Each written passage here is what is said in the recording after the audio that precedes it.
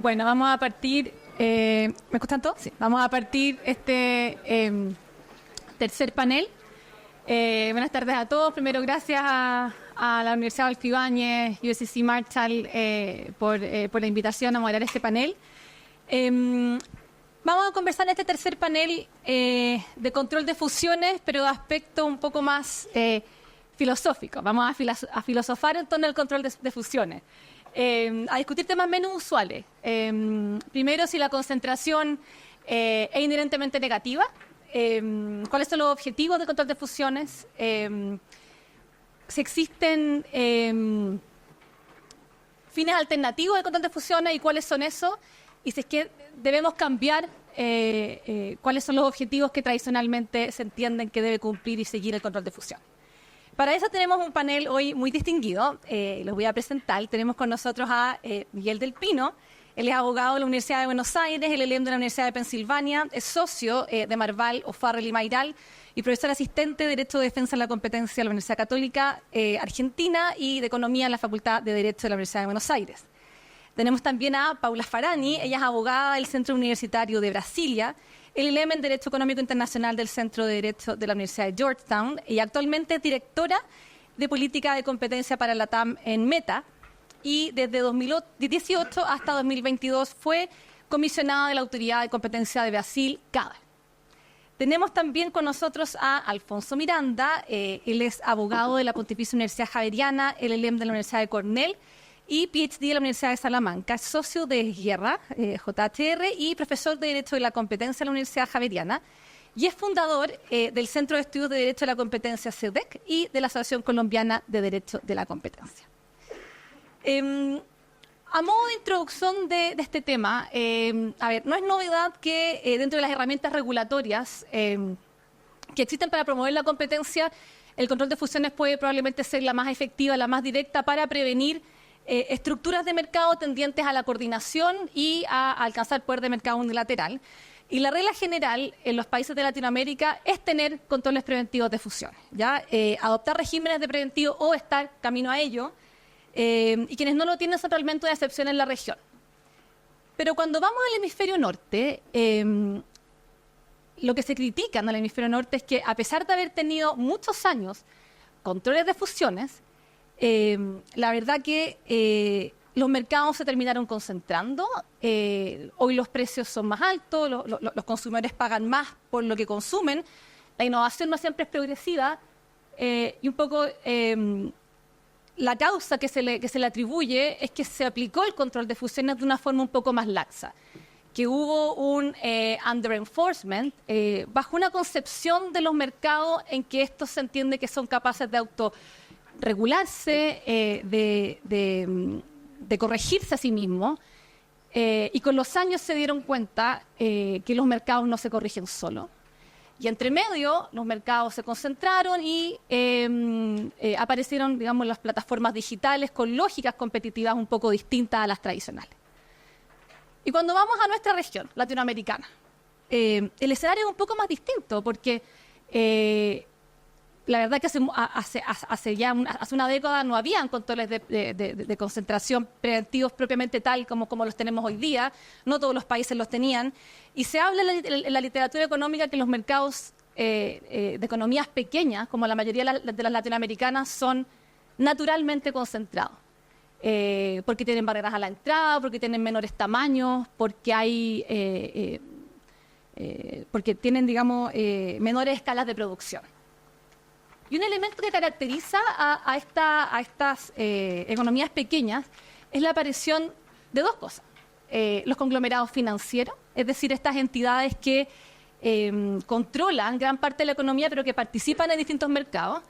Y también la aparición de unicornios locales, ya de innovaciones latinoamericanas que disciplinan a los denominados grandes gigantes tecnológicos o Big Tech o que algunas veces los complementan. Y una primera discusión que vamos a abordar en este panel es si la concentración como tal es negativa, ¿ya?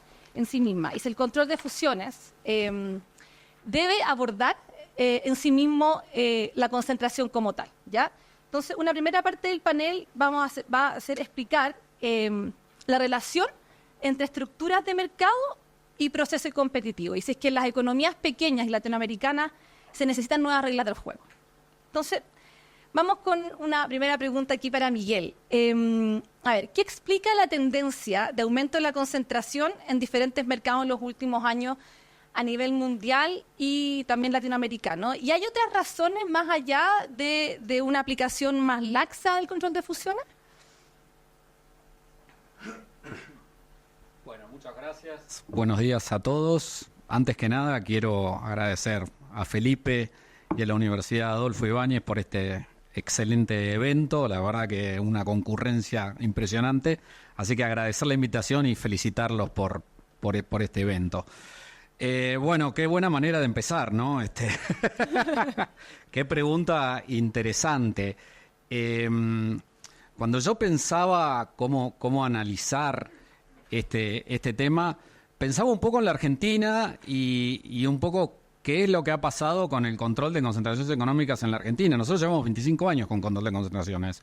Y una aclaración que es importante, nuestro control es ex post. Debemos llevar más o menos 20 pensando que tiene que pasar de ex post a previo, pero no lo hemos logrado. Espero lograrlo antes de que me retire, que todavía me quedan muchos años de práctica profesional.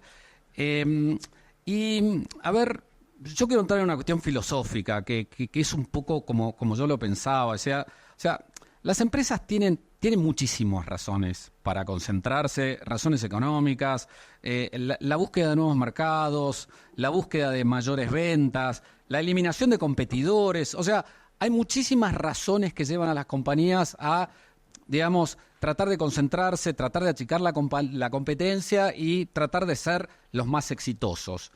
Y en mercados abiertos, en economías de mercado, la política de competencia es muy relevante, porque si uno tiene una política de competencia efectiva, con un enforcement efectivo, creo que, digamos, eso lleva a que las compañías eviten concentrarse cuando dicha concentración está vinculada con una cuestión de competencia, digamos, ¿no?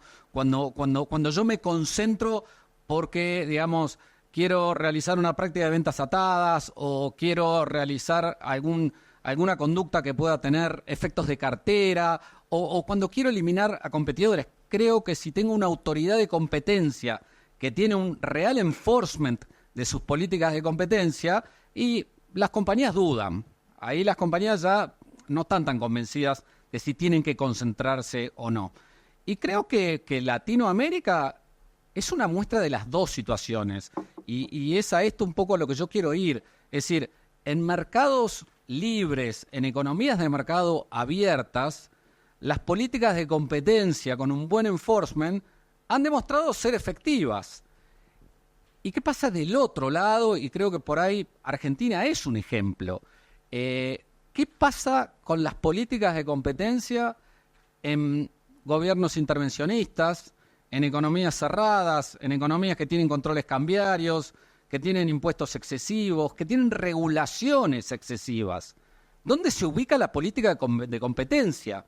Y ahí es donde viene para mí la dificultad, porque ¿cuán efectiva puede ser una política de competencia en un mercado que está altamente regulado, que tiene competencia de empresas públicas, que el Estado facilita la interacción de las empresas estatales para que intenten competir, entre comillas, en el mercado? Y ahí uno dice, bueno, ¿cuán efectiva es la política de competencia? En última instancia, ¿tiene que haber política de competencia en un mercado cerrado? Porque ¿para qué la necesito?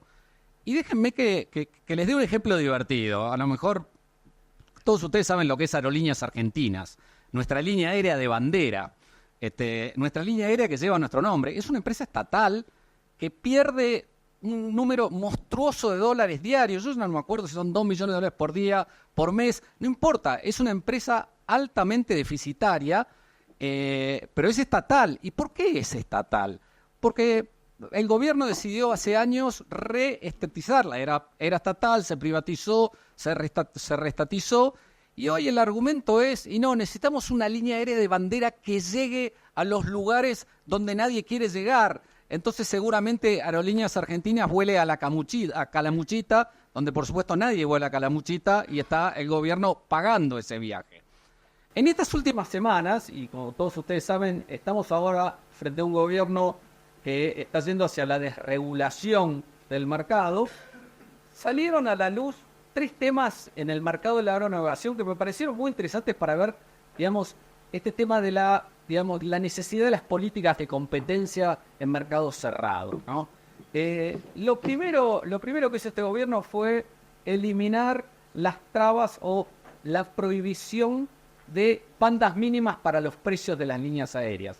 En Argentina, como había que proteger aerolíneas argentinas contra las long cost, que son altamente efectivas, lo que hizo el gobierno fue establecer un sistema de bandas mínimas. El precio para viajar de Buenos Aires a Córdoba no puede valer menos de tanto. Con lo cual, ¿qué es lo que hizo? Destruyó el mercado de las low cost, porque ¿cuál es el negocio de la low cost? Cobrar lo más barato posible y tratar de transportar la mayor cantidad de gente.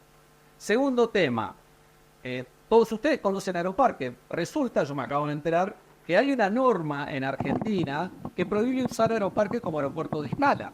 Entonces no puede salir un avión de Santiago, aterrizar en Aeroparque y de ahí seguir a San Pablo. No, señores, la República Argentina impone una obligación que todos los vuelos tienen que despegar de Aeroparque con una ruta única. Nuevo beneficio para las líneas argentinas. Digamos, tercera limitación, también yo me enteré leyendo los diarios. Argentina le obliga a las líneas aéreas que los aviones y las tripulaciones sean argentinos. O sea, que los aviones tengan matrícula argentina y que los pilotos sean argentinos. Esa obligación se eliminó. Hoy en día cualquier línea aérea argentina puede operar con aviones de cualquier parte del mundo. Todas esas regulaciones, ¿qué es lo que atacan? Atacan el mercado competitivo. Entonces, de vuelta, ahora quiero ir a mi punto central. ¿Cuál es el rol de una autoridad de competencia? Y pongamos como ejemplo el mercado de la aeronavegación de la República Argentina. ¿Cuál es el rol de la autoridad de competencia tratando de controlar la competencia entre las líneas argentinas y las demás líneas aéreas? Es inexistente. Digamos, ¿qué es lo que tiene que hacer una autoridad de competencia? Dice, señores, yo no puedo opinar acá, porque el gobierno impone tantas regulaciones favoreciendo a una compañía que la verdad que no tiene mucho sentido mi intervención. Y con esto, digamos, tratando de dividir el rol de la autoridad de competencia en mercados cerrados frente a mercados abiertos, quiero tocar un último punto que para mí es súper interesante, que son los remedios de las concentraciones económicas. En un mercado abierto, una autoridad tiene que estar abierto a aceptar remedios estructurales o remedios conductuales. Ahora, ¿qué hace una autoridad en un mercado cerrado, sobre todo con los remedios conductuales? ¿No?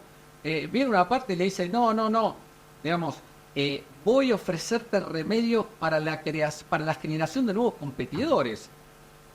Y la autoridad me mira y me dice, ¿cómo van a ser los nuevos competidores para entrar en este mercado que está altamente cerrado? No, vayamos a los remedios estructurales. Vendé la marca, vendé la planta, transferí contratos. O sea, yo creo que en mercados cerrados, la actuación de la autoridad de competencia es muy difícil, porque tiene muchos problemas y enfrenta muchísimas situaciones en las cuales no hay competencia. Así que este es mi punto, o sea, básicamente diferenciar lo que son mercados abiertos versus mercados cerrados y cómo, en mi opinión, los mercados cerrados tienden a la concentración de la economía, digamos. Perfecto, muy interesante lo que menciona respecto al control de fusiones, política de competencia. No sé si Carlos tiene algún comentario respecto de... Alfonso. Perdón, Alfonso, perdón. Sí, muchas gracias. Bueno, en primer lugar, muy buenos días y muchísimas gracias a la universidad y al SECO y a Felipe por la invitación. Me parece muy importante estar acá. Yo diría que la concentración de la riqueza y del ingreso es un fenómeno mundial. En Colombia nosotros hemos tenido siempre unos estudios desde hace muchísimos años, 100 años, pues mostrando los procesos de concentración de la riqueza y del ingreso. Y definitivamente, pues el control de concentraciones empresariales hay que ver muy bien cuándo se creó y por qué se creó. O sea, cuando salió la ley Sherman en los Estados Unidos, pues dijeron, no se pueden hacer acuerdos, entonces vamos a comprar a nuestros competidores. Y entonces en 1914 salió la ley Clayton, diciendo, bueno, una concentración que genera monopolización o que tiende a la monopolización se puede prohibir. Nosotros tenemos un control de concentraciones empresariales desde 1959, desde que salió la ley 155. Pero inicialmente, como no se aplicaba, así como no se aplicaba la parte de carteles y todo eso mucho, no se aplicó mucho, no era una política de Estado aplicarlo. El tema de concentraciones empresariales realmente era muy divertido porque en el Código de Comercio decía que uno de los papeles que uno tenía que llevar para hacer una fusión era lo de la superintendencia. Entonces iban y le pedían a la superintendencia, quien sin hacer ningún análisis económico le daba un papelito diciendo que sí, que ahí habían pedido permiso y lo llevaban. Empezó después de la Constitución del 91 y prácticamente se volvió muy importante a raíz de la integración ACESA-Bianca, una integración del sistema aéreo, cuando era superintendente Emilio Archila, que objetó inicialmente la operación, y ahí empezó realmente el control de integraciones empresariales, digamos, las integraciones empresariales no son una práctica restrictiva.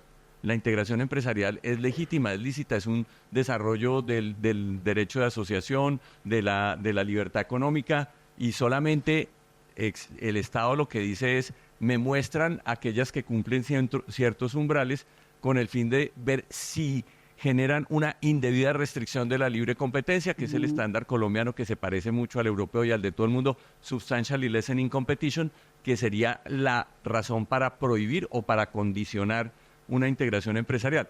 Pero diría uno, digamos, la concentración empresarial, el control de concentraciones empresariales no es la bala de plata, pues, contra la concentración de la riqueza y del ingreso. Para eso el Estado tiene otras herramientas. O sea, es que el derecho a la competencia lo que busca es tener condiciones de competencia para que pueda la gente acceder a los mercados y que los consumidores puedan tener bienes y servicios de mejor calidad a un mejor precio. Pero la libre competencia económica no es una herramienta para la redistribución del ingreso, ni de la riqueza. Para eso el Estado tiene la intervención del Estado en la economía, el sistema tributario, los incentivos y subsidios que el Estado le puede dar a ciertas actividades económicas para que surjan, pero el control de concentraciones empresariales de golpe va a ser una partecita para impedir aquellas que puedan ser muy nocivas para la economía.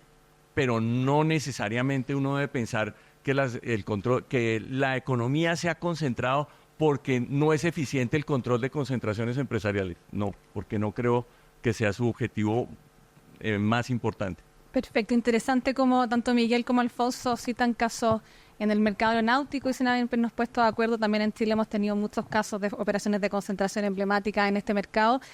Y al analizar operaciones de concentración en mercados regulados, digamos, no regulados, ¿será que una agencia de competencia tiene que tomar en consideración no solamente la política de competencia, sino lo que se llama la política económica y especialmente respecto de conglomerados empresariales? ¿Tienes tú alguna visión, Alfonso, de eso? Sí, muchas gracias. Bueno, lo primero es cómo entiende uno la concentración empresarial. ¿Qué es una concentración empresarial? Que es sobre lo que va a recaer el control.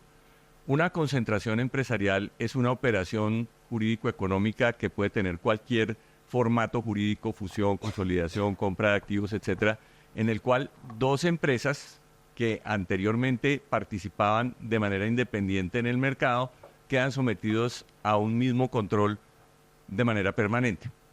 Y ahí, pues entonces, ¿qué entiende uno por empresa?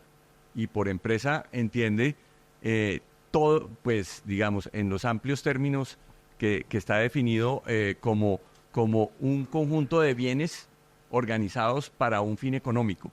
Y entonces cuando uno habla de empresa, pues no es solamente el vehículo que puede ser objeto de la operación, sino todo su contexto de las vinculadas que puede tener, las que está la matriz, las filiales, las de al lado, etcétera. Y tú mencionas que en la visión de los conglomerados, en Colombia, por ejemplo, se controlan las concentraciones empresariales entre empresas que se dedican a la misma actividad económica, o sea, horizontal, que están en un mismo mercado o que pertenecen a la misma cadena de valor, vertical, pero no las conglomeradas. No es como Hart-Scott-Rodino, que si es de más de 100 millones de dólares, entonces sea lo que sea, la voy a mirar.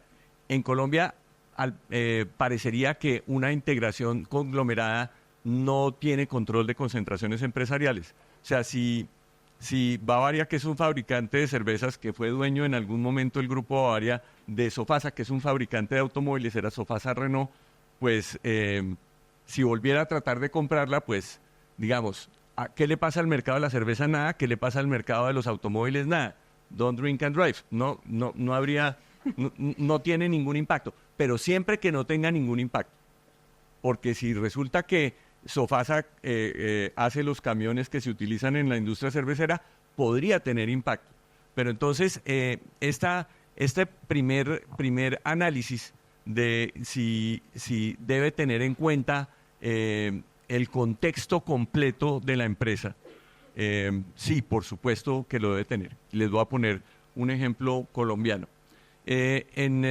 Hace como 25 años, la Mexichem, una compañía que es un fabricante de resina de PVC, vino a Colombia y compró el único fabricante de resina de PVC que hay en Colombia, que se llamaba Petco. Entonces Mexichem compró Petco. El superintendente en esa época era el doctor Jairo Rubio. No hubo objeción de ningún tipo. Era más o menos como si uno tiene cambiar un jugador por otro o digamos montar un piloto nuevo en el mismo carro que está ocupando el mismo lugar en la carretera. No puso ninguna objeción. Pero un par de años más tarde, entonces ya Mexichem quiso comprar al grupo Amanco, que existe en varias partes de Latinoamérica. Y el grupo Amanco era el dueño de Pafco, el mayor fabricante de tubosistemas de PVC en Colombia. Entonces, esa operación inicialmente en la primera resolución la rechazaron y ya posteriormente en el recurso aceptaron unos condicionamientos que fueron muy importantes. Porque, ¿qué estaba teniendo en cuenta la autoridad?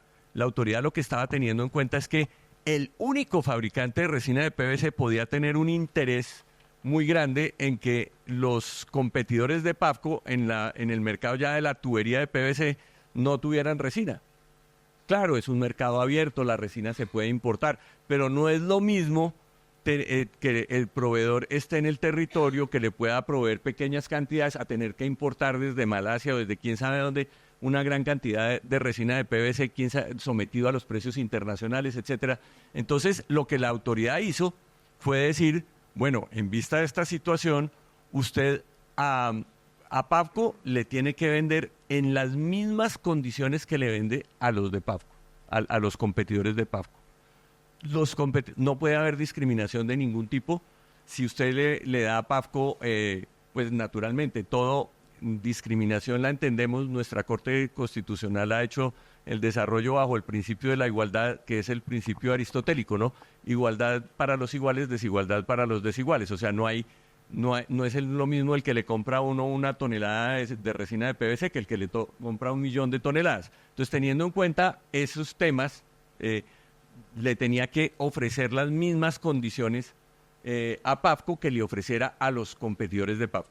Y en segundo lugar, le impuso una barrera de información sumamente importante, porque, claro, si en la parte de la resina, Mexichem, que sabe los competidores de Pafco, si tienen resina o no tienen, a cómo la compraron, cuánta tienen, en dónde están, pues eso le puede servir a Pafco. Si le pasara esa información a Pafco, tendría una ventaja competitiva sumamente importante.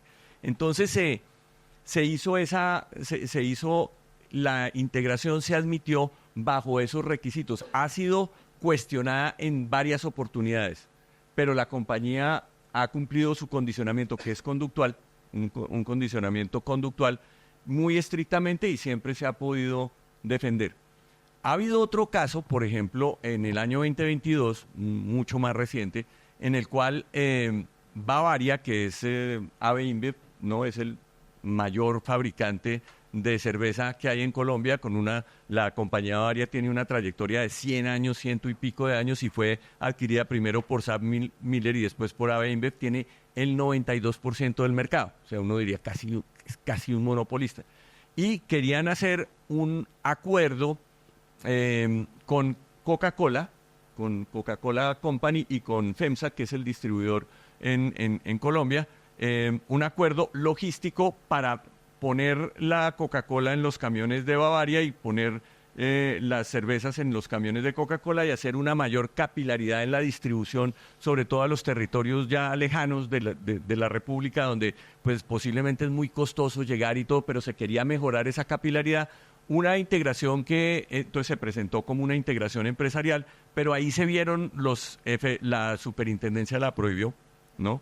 Pero pues digo yo, afortunadamente las empresas pidieron permiso porque había gente que decía, no, pero eso no es una integración, o sea, Coca-Cola sigue siendo Coca-Cola, Bavaria sigue siendo Bavaria, ahí no hay una integración empresarial. La autoridad dijo que sí era una integración empresarial, como lo suponía pues la empresa, pero le dijo, su efecto portafolio es demasiado grande, va a coger un poder logístico demasiado grande, y eso que digamos, si uno mide las redes, pues claro que camiones tiene mucha gente, hay otras redes de distribución de todo tipo que podría usar cualquier competidor, pero le dijo, pero cogen demasiada potencia de portafolio, y entonces ahí fue donde la prohibieron. Perfecto, qué interesante. ¿Habrá, antes de pasar a conversar con Paula, ¿habrá alguna apreciación en Argentina respecto de análisis de conglomerados financieros, de efectos de portafolio, algún análisis de operaciones de concentración que puedan hacer en 2 minutos? ¿Qué tenemos para el comentario? En 2 minutos. Yo estoy de acuerdo con Alfonso que la definición clásica de conglomerados era adquisiciones entre compañías que no operaban en los mismos mercados relevantes. Era como que una farmacéutica compraba un producto, una gaseosa, digamos.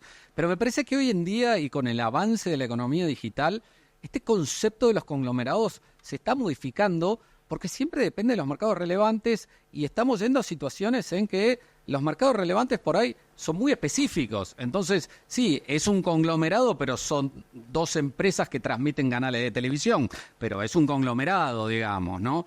O en la misma economía digital, sí, una se dedica a una cosa y la otra, pero el público al cual están intentando venderle algo es el mismo. Entonces, yo creo que el concepto moderno de los conglomerados lleva a una mayor interacción de las autoridades de competencia.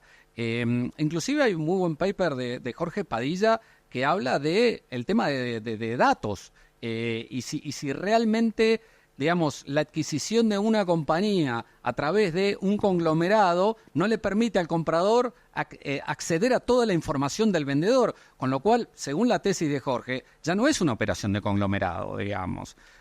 Con lo cual, lo que yo veo y lo que estoy viendo en los análisis que hace la CNBC en Argentina es que hoy el concepto de conglomerado se ha modificado muchísimo porque en el fondo decimos que es conglomerado a transacciones que ocurren en mercados que son casi iguales o cuya diferenciación es mínima, digamos, ¿no?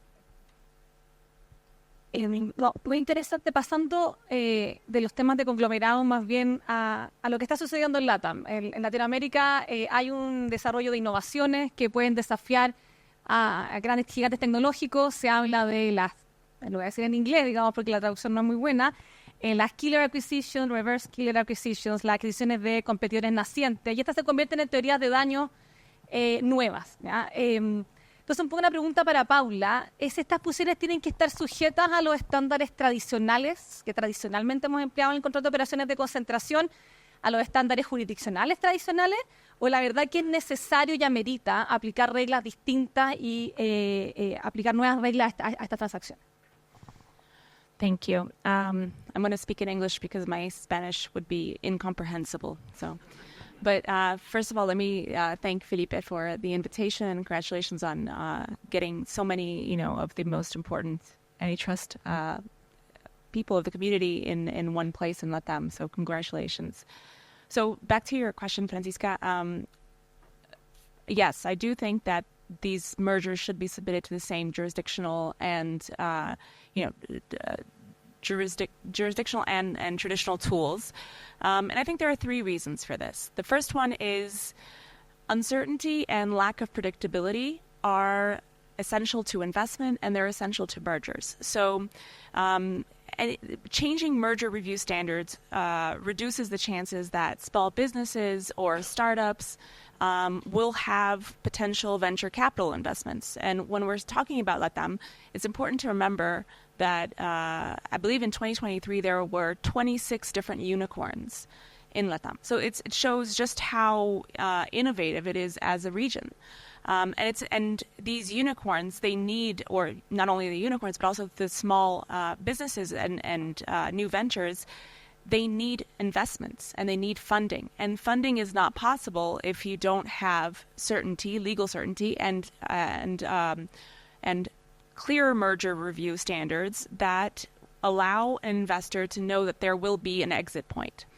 In 2023, the U.S. National Venture Capital Association Yearbook saw the lowest count of VC fund exits in over a decade.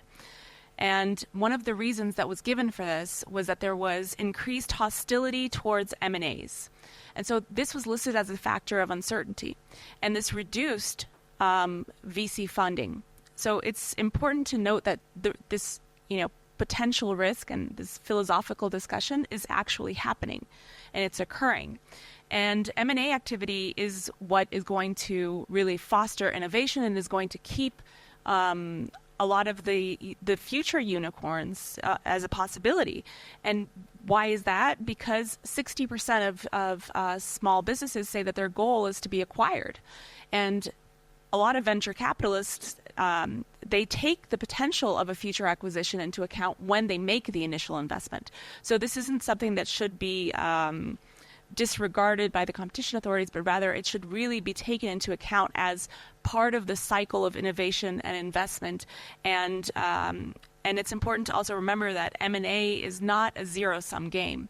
It is a potential. It is a ramp, and it's a way to increase investment in markets that are technology-driven and that require constant cycles of innovation.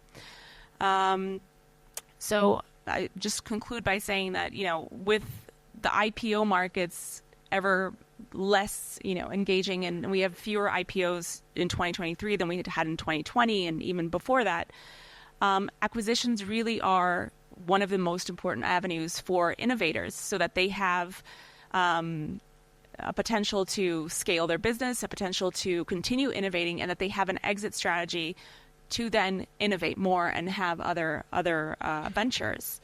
And one other comment is that LATAM jurisdictions can really benefit from these innovations and from M&As in this space.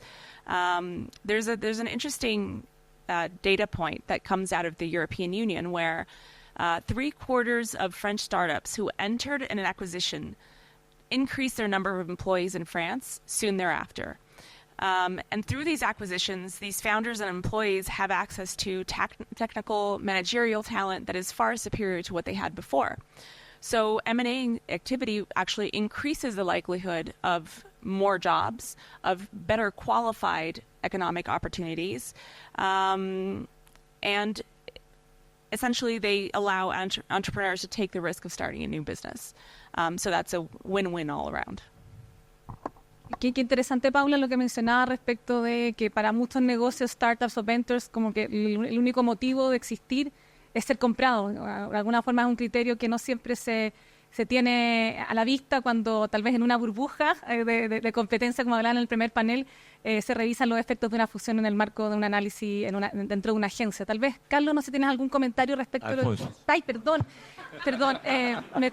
Lo siento, me confundo con un socio, Carlos de Guerra, ya que trabaja en Guerra también de Colombia. Mil disculpas, Alfonso. No, tranquila, no te preocupes.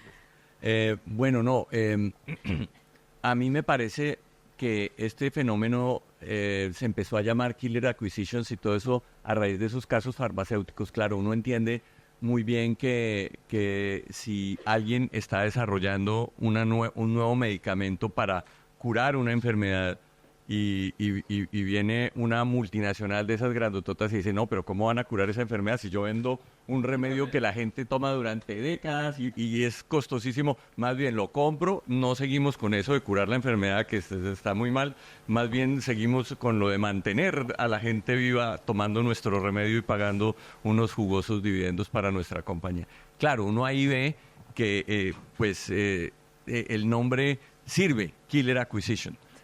Pero como tú decías, Sonia. Adelante. Sí, estábamos conversando. En otro panel. Como tú decías, esto realmente pues hay que mirarlo un poco mejor, ¿no?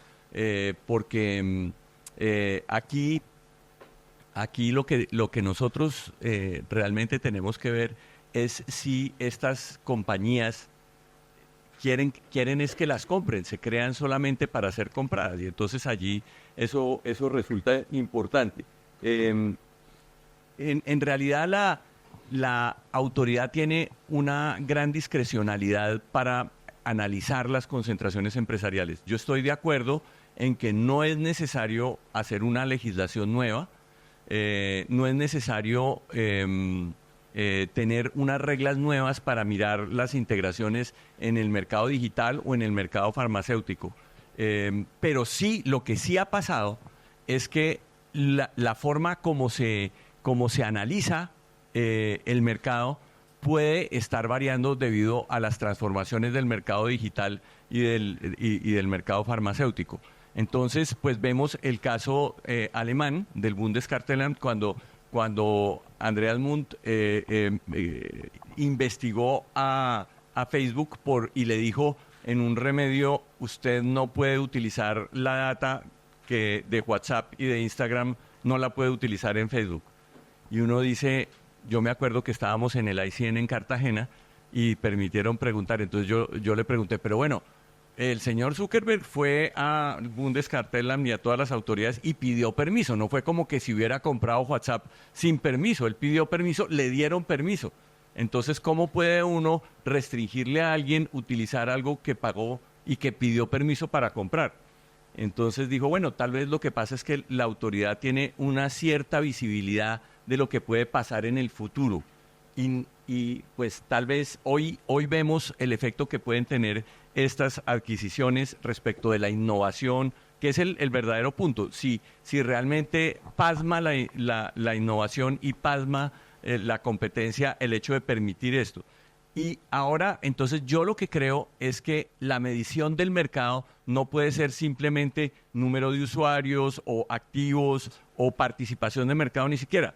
Por ejemplo, ¿cuánta data tiene la compañía que está comprando? ¿Cuánta data van a amasar entre ambos? Entonces ya los criterios de mirar la concentración de mercado pueden ir modificándose por la evolución del mercado, y ese es verdaderamente la transformación que se debe hacer, pero no creo que se necesiten unas nuevas reglas, una reforma jurídica pues en la ley de concentraciones empresariales para atacar ese fenómeno, ni tampoco que se deban satanizar el hecho de que una empresa grande va a adquirir a otras que están. Yo creo que eso siempre ha existido, que hay alguien que tiene un emprendimiento y lo que espera es que lo compren para poder hacer cash out de su innovación. Muy interesante lo que mencionan respecto de alguna forma los límites de la posibilidad de proyectar ciertos efectos en el marco de control de fusiones, porque nos sirve para pasar a la segunda parte de este panel, que es hablar de las nuevas teorías de daño y si caben o no dentro de los bordes de lo que se entiende como bienestar del consumidor. Y a modo de pequeña introducción, tenemos que en Latinoamérica se ha replicado el control de fusiones, en casi todos los países se replica por un poco lo que decía Paula. Reglas claras, predictibilidad para las empresas, plazos acotados, estándares por todos conocidos. Pero en épocas de crisis económica, en que hay inflaciones, digamos, en periodos sostenidos, mercados más concentrados, de alguna forma toda la mirada se vuelve al control de fusiones. Y dice, bueno, pero ustedes debieron haber prevenido esta situación. ¿Y qué pasa, digamos? ¿Dónde está si hay controles de fusiones in place y nadie previó qué pasó? Un poco se cuestiona el sistema. Y por eso hoy estamos en la discusión desde el estándar bajo el cual se analizan las fusiones, la reducción sustancial de la competencia, cuya finalidad es la protección del proceso competitivo en beneficio de los consumidores, es un estándar que debiera abandonarse, ¿ya? A nivel comparado en Latinoamérica, lo que discute la agencia de competencia no es si es que el estándar ambiental del consumidor es el correcto, ¿ya? Sino que lo que se discute qué es lo que incluimos dentro de este estándar y cuáles son los bordes del estándar. Y si incluimos protección del medio ambiente, si incluimos igualdad de género, si incluimos privacidad de datos personales, si nos importa en manos de quién están finalmente los activos y por lo tanto debiéramos incluir seguridad nacional, sustentabilidad y millones de otros temas. ¿O será que el control de fusiones la verdad que tiene fines más modestos? ¿Ya? Y le estamos atribuyendo demasiados fines a este control de fusiones. Y una agencia de competencia finalmente lo único que tiene que hacer es analizar cuáles son los riesgos de una fusión y no puede hacer operativos estos fines, ¿ya? En la práctica. Y estos son, lo que dirían en buen chileno, harina de otro costal. Estos simplemente son fines que están en manos de la regulación sectorial, como se hablaba en el otro panel, pero no propiamente el control de fusión. O sea, para hablar respecto de este tema, primero partamos por Miguel. Si estamos discutiendo sobre la aplicación de nuevos estándares para el análisis de operaciones de concentración, bueno, la verdad que una pregunta que cae de cajón es, ¿está realmente funcionando el control de fusiones para los fines que pretende alcanzar? Parecería que los abogados de competencia y las autoridades de competencia somos magos, ¿no? Que tenemos que corregir el mercado y solucionar todos los problemas para que nadie nos critique, ¿no? A mí me gustaría comentarles en 2 minutos dónde estamos en Argentina con respecto a, digamos, nuevas teorías de daño en lo que es la afectación al interés económico general, que es un poco lo que busca proteger la Ley de Defensa de la Competencia. Históricamente en Argentina, interés económico general, según la interpretación de la autoridad, ha sido excedentes del consumidor, ha sido excedentes del productor, lineamientos que fueron, digamos, aprobados luego de los años 2000, iban hacia el concepto de excedente del consumidor, hacia la protección del consumidor, y por supuesto empezaron a venir nuevas teorías interesantes. Por ejemplo, en el año 2005, en el caso Suez y Gas de France, que era una fusión que ocurría en Francia de 2 compañías que estaban presentes en la Argentina, con lo cual hubo una presentación, en la resolución en el dictamen de la Comisión de Defensa de la Competencia, el presidente votó en disidencia y lo que dijo el presidente en ese momento fue esta transacción debe ser rechazada salvo que Suez renuncie a su demanda arbitral contra la República Argentina por incumplimiento del Tratado de Inversiones Extranjeras. Con lo cual, digamos, ya nos estábamos yendo a un exceso total. Un patriota. Pero, bueno, gracias a Dios fue un voto minoritario, digamos, votó en disidencia y los otros 4 vocales aprobaron la transacción. Ahora, a medida que empiezan a pasar los años, estas nuevas teorías del daño aparecen. Y hablando de cosas divertidas, por ejemplo, en Disney Fox, les voy a leer en 2 minutos porque es interesantísimo. Yo como hincha de River me vi muy protegido por esta decisión que tomó la autoridad, que, digamos, en el caso Disney y Fox, medidas de carácter conductuales adicionales, la más importante de todos, poner a disposición para retransmitir de manera no exclusiva para todas las señales de televisión abierta y paga que las requieran 2 partidos de relevancia de la Liga Profesional de Fútbol. Uno de ellos deberá incluir a River y el otro a Boca. Muy bien, una gran decisión. Una gran decisión. Por supuesto los de River, los de Boca no importa, cualquier otro club hubiera estado bien, pero claramente nos estamos moviendo, o sea, ya la autoridad de competencia cree que le puede darle a la gente, digamos, el derecho de ver los partidos de River y Boca en forma gratuita, pero yendo un poco más a lo que realmente está pasando, nosotros estamos empezando a ver casos donde este análisis clásico de interés económico general empieza a modificarse. En el año 2021, si mal no recuerdo, Dow Chemical, la petrolera, anunció que cerraba una de sus plantas petroquímicas en Santa Fe. Y inmediatamente hubo muchísimas quejas desde el punto de vista sindical y desde el punto de vista de los puestos de trabajo que se eliminaban. Lo que dijo Dow era que iba a dejar de producir en la planta de Santa Fe y iba a empezar a importar el producto. Entonces, inmediatamente la Comisión de Defensa de la Competencia emitió una medida cautelar y suspendió el posible cierre de esa planta en protección de los puestos de trabajo. Con lo cual, nuevamente, empezamos a ver que, digamos, se excede el concepto de interés económico general. En el caso Brightstar Mirgor, que es un caso del 2021, es una fusión que ocurrió durante la pandemia en la provincia de Tierra del Fuego, y en la aprobación, si bien el caso tenía problemas desde el punto de vista de defensa de la competencia, la autoridad en ese momento lo que dijo es: yo no puedo dejar de tener en cuenta la actitud de esta compañía frente a la pandemia del COVID-19 y la protección de los puestos de trabajo fue lo más relevante que tuvo, con lo cual, más allá de los problemas de defensa de la competencia que puede tener esta transacción, la voy a aprobar. O sea, uno ve que las autoridades ya empiezan a correrse hacia un fin que va más allá del concepto clásico. Y lo último que quiero mencionar es los lineamientos para el control de concentraciones económicas que se aprobaron el año pasado, que específicamente en lo que hace al... Esperen que los quiero encontrar. Específicamente en lo que hace a los formularios, en la parte de sinergias, requiere el formulario F2, en caso de corresponder, señale aquellos beneficios que la operación podría tener sobre variables agregadas tales como generación de empleo, ingresos, sustitución de importaciones, inversiones, cuidado del medio ambiente, políticas de género, entre otras. Con lo cual, un poco lo que se empieza a ver es que hay un análisis más allá del concepto clásico, digamos, ¿no? No, muy interesante. ¿Y habrá alguna apreciación especial en relación a Colombia, en particular Sí. respecto a estos otros fines? Gracias. En Colombia realmente eso no ha pasado. Lo que tiene que hacer la autoridad es mirar si la operación genera una indebida restricción de la libre competencia. Hay relación a finalidades de beneficio al consumidor para el caso de una de las excepciones, que es la excepción de eficiencia. En Colombia pues hay dos excepciones, una es la excepción de eficiencia y la otra la de la industria fallida, que es jurisprudencial, pero la que está en la ley es la excepción de eficiencia. Y ahí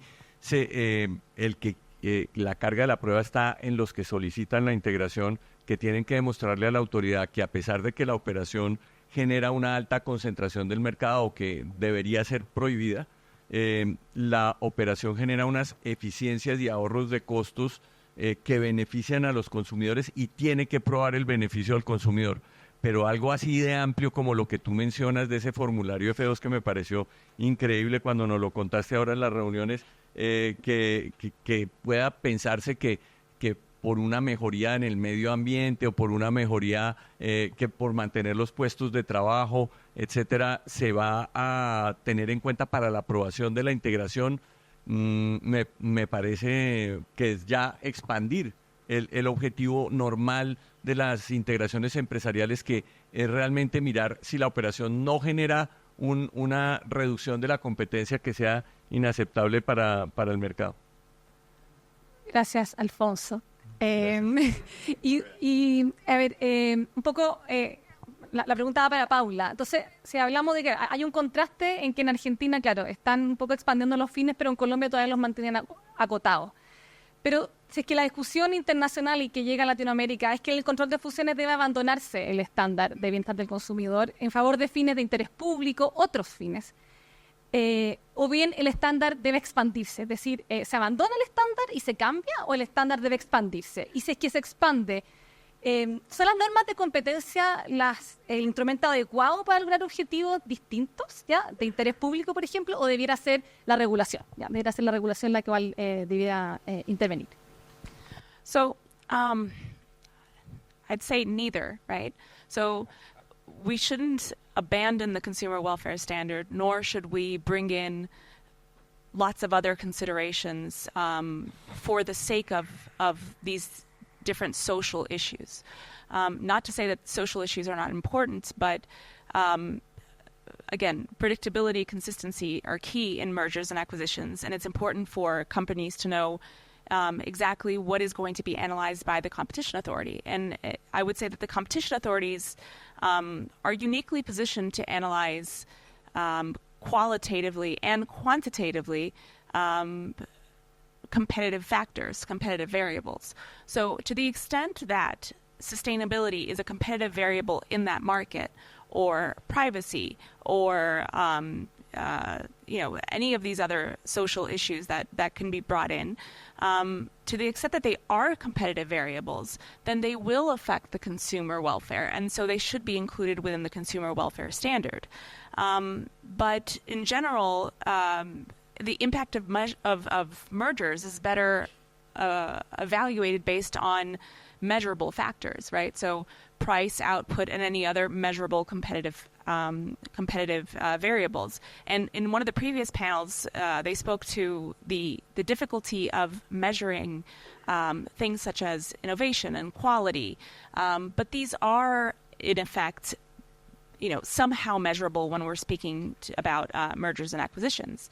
And there have been competition. And another point that I would make is that depending on the jurisdiction, the consumer welfare standard is actually written into the law. And so in those jurisdictions where consumer welfare standard is written into the law, and I would include Brazil among those jurisdictions, it is possible to take into consideration other variables, as long as they are competitive variables, and maybe leave some of these other social issues, such as weakening of democracy or subsidizing a specific sector of the economy, gender even, but maybe leave that to specific regulation, and regulation that will address the social issue that is needed for a society to improve. So abusing or incrementing existing processes in order to try and solve all of the evils of modern civilization may not be the best approach in merger control. But there have been successful ways to deal with some of these issues, such as, for example, in labor markets. Several competition agencies have successfully improved labor markets by investigating and placing, for example, traditional remedies such as non-exclusivity agreements or non-poach agreements to labor markets. But again, these were in cases where labor was one of the competitive advantages and one of the competitive variables in that market. Interesante lo que mencionas, porque claro, en el caso de Chile también hay en la medida, la Fiscalía Nacional Económica ha sostenido en varios casos de operaciones de concentración que en la medida que se puedan reconducir esos otros fines a parámetros, a variables de competencia, son evaluables por la agencia. ¿Hay algún contraste que se pueda hacer respecto a Argentina? A ver, avanzando un poco en este concepto de interés económico general, un poco lo que yo me pregunto es, ¿cómo hace la autoridad de competencia para comprobar si realmente se aumentó el empleo o si realmente se protege el empleo o si se protegen las políticas de género, si se aumentan las inversiones o si se cuida el medio ambiente? ¿Cuál es el nivel de prueba que tiene que pedir una autoridad para probar eso? Porque simplemente con la aseveración de una de las partes, yo creo que no es suficiente. Y Paula, vos y yo lo hemos charlado recientemente a esto, y vos sos la que me trajiste. Paula Molina es una de nuestras autoridades, y la menciono porque estamos en un caso donde justamente ella me planteó, ¿y cómo me probás todo esto? Digamos, una cosa distinta, pero es un buen punto. Es un buen punto porque ella es la que me hizo pensar esto. Ok, fenómeno, yo fui y lo planteé. Y Paula me dijo, bueno, lindísimo, espectacular, probámelo. Porque yo tengo responsabilidad de funcionario público. Yo no puedo aceptar esto porque vos me lo decís o porque lo dice la norma. Vos me tenés que traer prueba concreta para demostrarme que tu aseveración realmente está pasando. Y yo creo que ahí es donde viene el problema, porque, digamos, somos abogados de competencia y son autoridades de competencia. Y lo que hacemos es ver si, digamos, la concentración es competitiva o es anticompetitiva. No tenemos elementos en la normativa, no nos provee elementos para ver si protege las políticas de género o si cuida el medio ambiente, digamos, ¿no? Con lo cual yo creo que el problema va por ese lado. Sí, y disculpas, Paula, no te quise... Sí, no, yo creo que es un buen punto en lo que planteas, Miguel, porque efectivamente, claro, la autoridad de competencia, la verdad que es muy difícil hacer operativo estos estándares, ¿ya? Y por lo tanto, yendo a la última pregunta, a ver, si el estándar de bienestar del consumidor, y está en la discusión internacional, no fuera suficiente, bueno, ¿qué incluimos dentro de este estándar? El impacto de una fusión en calidad de servicio, el impacto de una fusión en los incentivos a innovar, ya ha sido un parámetro de competencia hace varios ya años, digamos. La eliminación de competencia potencial también. Pero debe una agencia de competencia ahora incluir lo que hemos hablado ahora, impacto en mercados laborales, impacto de equidad de género, impacto en seguridad nacional. Paula. Again, to the extent that it actually affects competition in the market, yes. So if the specific market has sustainability issues and sustainability is an important competitive advantage, yes, that should be included in the consumer welfare standard because it's something that will affect competition and subsequently price and output and quality and innovation.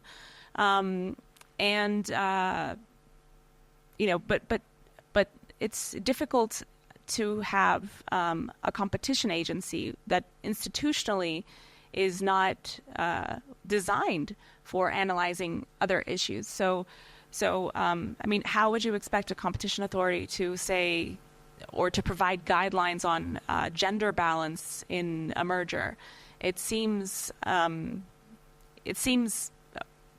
outside of the traditional qualifications of that agency, and it would also seem that maybe the competition agency isn't the most appropriate agency to say what should be the social issues or what should be the social guidelines.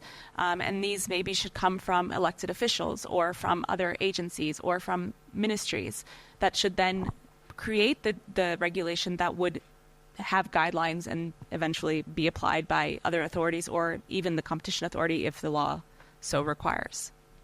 Perfecto. ¿Y Alfonso, alguna visión en Colombia? Sí, muchas gracias. No, este punto me parece súper interesante y pues yo diría que los que trabajamos en competencia, pues a veces uno va a los foros de competencia y le parece a uno que las autoridades de los países muchas veces piensan o dicen, y nos puede suceder a todos los que trabajamos en esto, ¿no? Que la libre competencia es tan importante, tan fantástica, que sirve para todo, que en los países que tienen libre competencia la gente vive mejor, hay menos pobreza, la gente no tiene mal aliento, ¿no?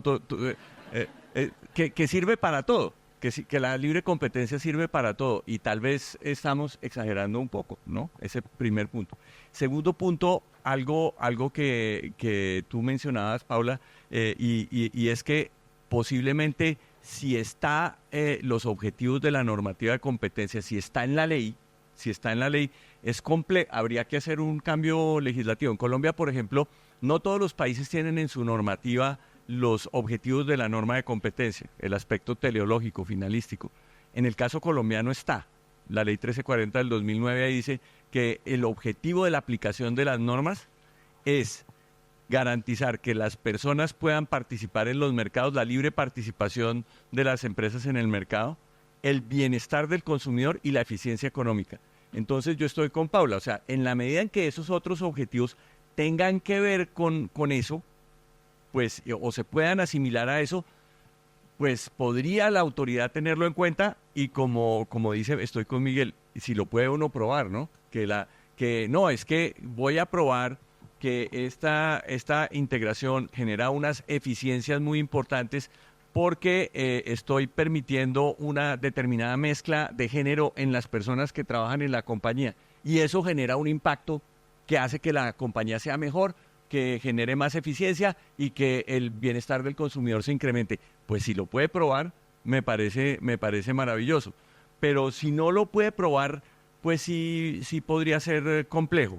Ahora, preparándonos para este panel, yo encontré un artículo que escribió Felipe en El Seco sobre el tema de seguridad nacional, que es muy interesante, porque entonces, claro, el problema...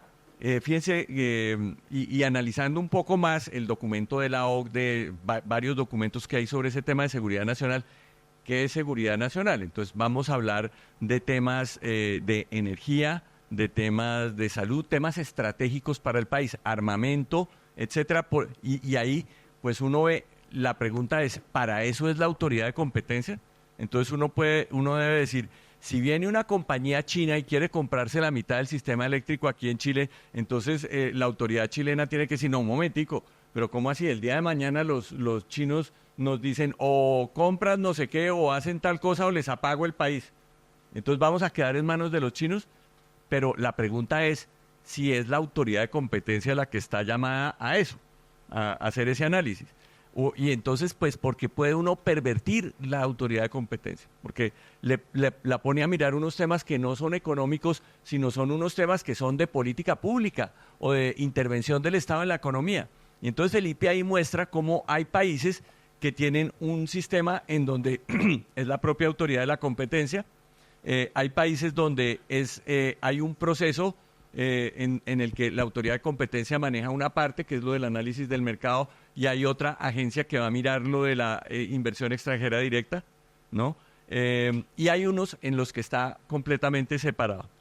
Pero realmente, pues yo pienso que ese tipo de restricción a la inversión extranjera directa, porque se considera que son actividades que son estratégicas o esenciales para el país y que no deben quedar en manos de otro país, eso debería ser una norma aparte y una autoridad aparte la que mire esa restricción. Por ejemplo, y Felipe lo menciona ahí, y yo tengo clientes en ese sector, en Colombia, por ejemplo, y en Costa Rica, las empresas de vigilancia y seguridad privada tienen que ser de colombiano. Claro, uno dice, pues en un país tan violento como ha sido el mío, desafortunadamente, pues que piensa de golpe el legislador que de golpe se forman unos ejércitos paramilitares de gente armada que obedecen a gente que está en otro país y podrían ser un tema de desestabilización.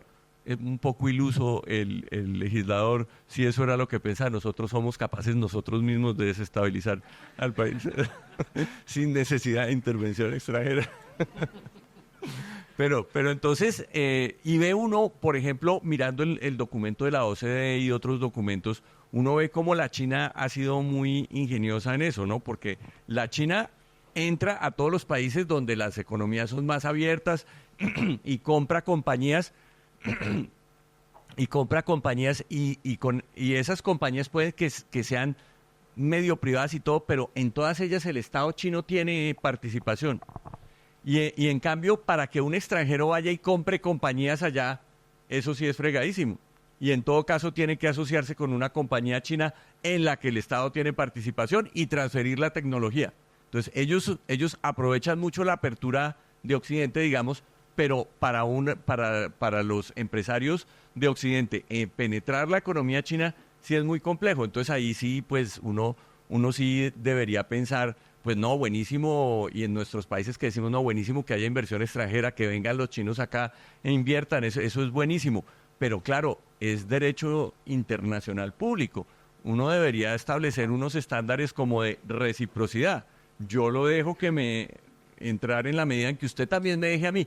Ahora, sí, la posibilidad que pueden tener los empresarios colombianos de ir a participar en una empresa en la China y con todo lo que eso implica, pues de golpe no tanto, pero yo creo que un Estado soberano sí debería mantener esos temas de reciprocidad para no quedar de golpe en manos de otras economías, ¿no? De otras y de otros intereses nacionales que, como en el caso de la China, ellos tienen pues como capitalismo, pero como capitalismo de Estado. Como le oye mucho uno a ellos, capitalismo estilo chino. Entonces, siempre está el Estado chino metido en todos los negocios y tiene una agenda pues de largo plazo y de muy importante para ellos, que uno debería estar avisado de que eso puede suceder. Entonces yo lo que diría es que uno a la autoridad de competencia no le puede meter unos análisis que no le corresponden y porque deja de ser un análisis técnico. Y parto también de unas normas. Por ejemplo, en mi país hay una norma constitucional que habla de la igualdad entre los extranjeros y los nacionales para efectos pues de los derechos fundamentales y derechos económicos también. Entonces eso necesita leyes, necesita una ley que diga, oye, yo considero que, por ejemplo, la fabricación de armamento pues es una cosa que tiene que estar bajo el control del Estado. Yo necesito que el sistema eléctrico, la distribución de combustibles o algunos aspectos que considera estratégicos, pues los va a restringir la inversión extranjera o la va a regular de alguna manera, debería estar en una norma separada y no poner a la autoridad de competencia a hacer eso. Perfecto. Gracias, Alfonso. Bueno, en Chile sí la autoridad de competencia ha señalado, creo que lo comentaba Nicole en el panel, digamos, hasta dónde llega la autoridad de competencia y luego qué resorte el regulador sectorial. Y de este panel yo creo que nos quedamos en que, claro, uno puede filosofar y de alguna forma hacer una suerte como de hipster antitrust y ver cuáles son todos los fines que podría tener el control de fusiones, pero yo creo que nos quedamos con los fines tradicionales. Y no sé si Miguel, una última comentario muy breve, porque luego tenemos que pasar a un par de preguntas del público. No, yo estoy totalmente de acuerdo. O sea, a mí me parece que mover los fines del control de competencia hacia fines que no son de competencia es un error. O sea, el gobierno es súper amplio y tiene un montón de poderes y jurisdicciones que las absorba y no que le pida a la autoridad de competencia que apruebe una transacción porque tiene, digamos, personas de distintos colores, digamos, ¿no? Muchas gracias a los tres. ¿Hay alguna pregunta del público? ¿Alguien que quisiera consultar a algún panelista en especial? Muchas gracias.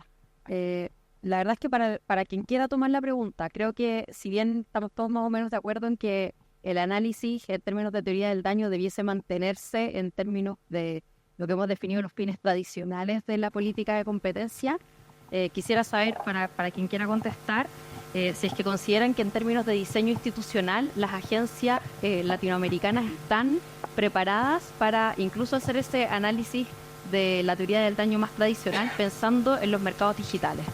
¿En los mercados qué? Digitales.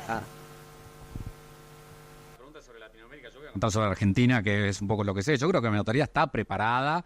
De hecho, la CNDC en Argentina tiene un grupo muy grande de economistas que hace años que está, digamos, focalizado en esos temas. Yo creo que ellos profesional y técnicamente están preparados para enfrentar los desafíos que, digamos, que produce la economía digital. Creo que tenemos una cuestión de enforcement y una cuestión de legislación que escapa a la autoridad específica y creo que solucionando esos problemas creo que están totalmente preparados, digamos, ¿no? Yeah, I can comment as well. I think, I cover all of Latin America, and the impression that I have is that the authorities are institutionally and professionally equipped. And I think sometimes what scares people about digital markets is the speed with which it evolves. But it doesn't, the theories of harm and looking at all of the different antitrust cases globally, the theories of harm and the remedies applied, they are traditional. So having qualified economists and lawyers, which all of the authorities already have, it's just a question of studying the specific market, which I think is the reason why most of us got into antitrust in the first place, right? It's to really dig into these markets and understand the product behind the competition. Yo quisiera intervenir para decir que el caso colombiano es un poco particular en el sentido que la autoridad de competencia, que es la Superintendencia de Industria y Comercio, también es la autoridad de protección al consumidor y la autoridad de protección de datos personales. Entonces eso le da como un 360 grados de visibilidad sobre estos casos y pues ahí han estado haciendo algunos casos sobre eso. Tiene una buena posición para hacerlo. Soy tenía una pregunta. Gracias. También es para el panel, para el que lo quiera tomar, perdón por lado aquí. El carrete del sábado todo fuerte. Aprovechando que estamos aquí en la Facultad de Derecho de la Adolfo Ibáñez, yo creo que lo primero que hay que tener considerado como estándar es el de Andrés Bello, el derecho civil, que ojalá se enseñe un poco más de libre circulación de los bienes.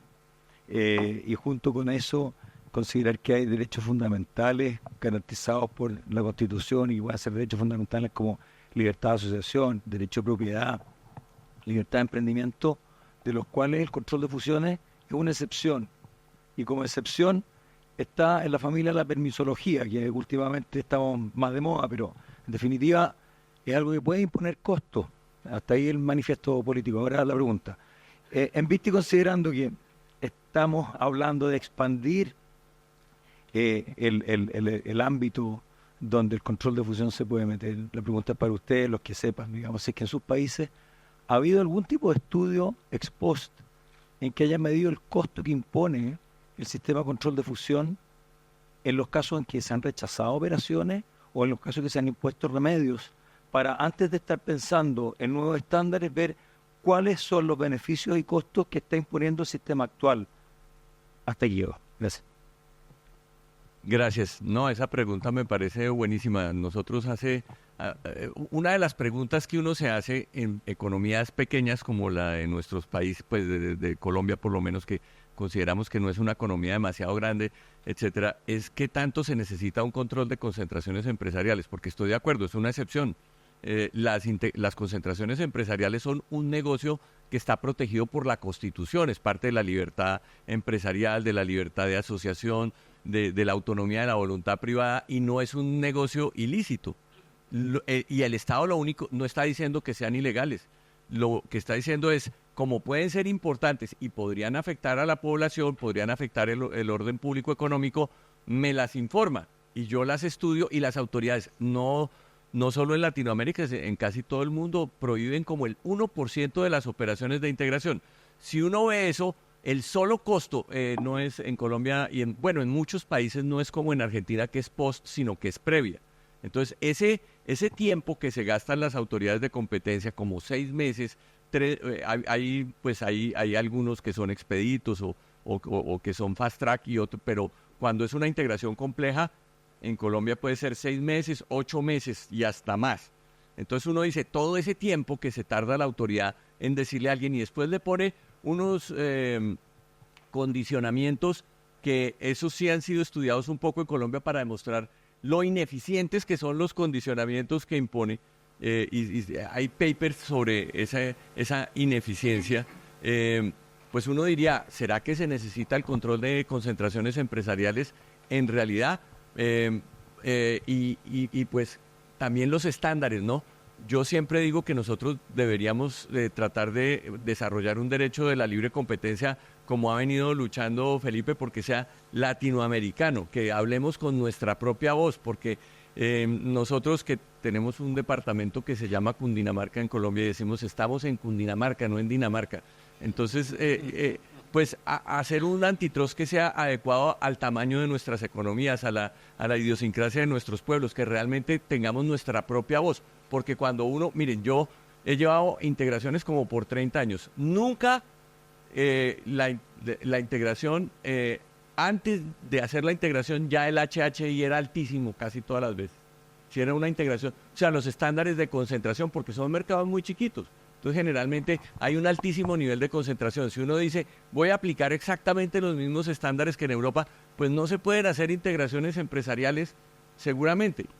Pero entonces, ¿qué? Vamos a someter a nuestras economías a un pitufeo tremendo, que no puede crecer ninguna empresa, que no puede tener, pues los coreanos, ¿cómo hicieron? Tienen campeones nacionales, les aplican la ley de competencia, sí, pero lograron que hubiera un Hyundai, que hubiera un Samsung, que hubiera, y son un parámetro nacional. Entonces, pues, sí, yo me cuestiono que una excesiva aplicación del control de concentraciones empresariales, pues daña la economía. El sistema argentino de control de concentraciones ha sido altamente efectivo para controlar concentraciones económicas que no generaban problemas a la competencia, y altamente inefectivo para controlar concentraciones que sí produjeron problemas a la competencia. Creo que el estudio es eso. Doctor Falla, adelante. Y a capela. Los gritos. Voy a aprovechar la pregunta y me voy a colgar y voy a volver sobre el tema. Una curiosidad. ¿Cuánto ha afectado el control de fusiones en la investigación de conductas a nivel de cada una de las jurisdicciones?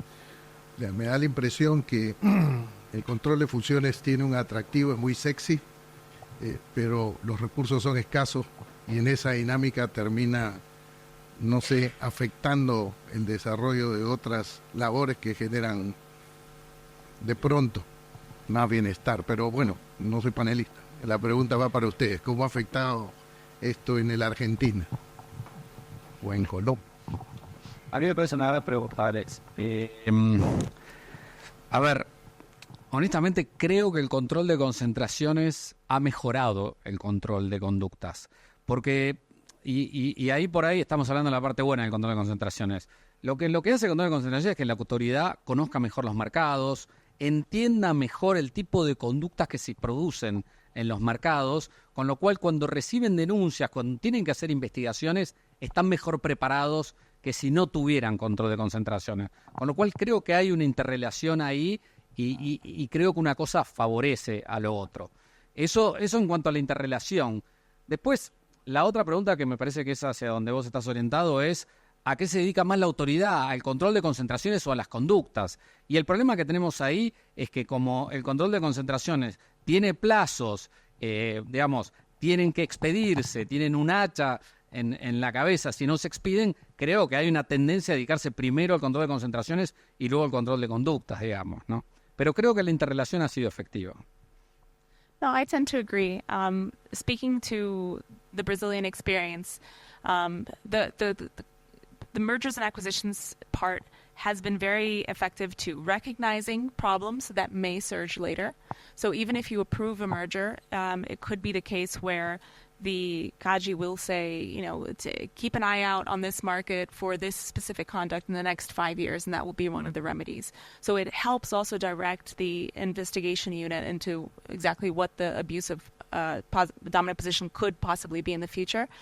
And the reverse, I think, is also true in the sense that markets that traditionally have several investigations and have repeated conducts that are problematic, then when you analyze a merger, you say, well, you know, this issue that might not have been as relevant because it is in this market where there have been so many investigations, let's, you know, take it more seriously.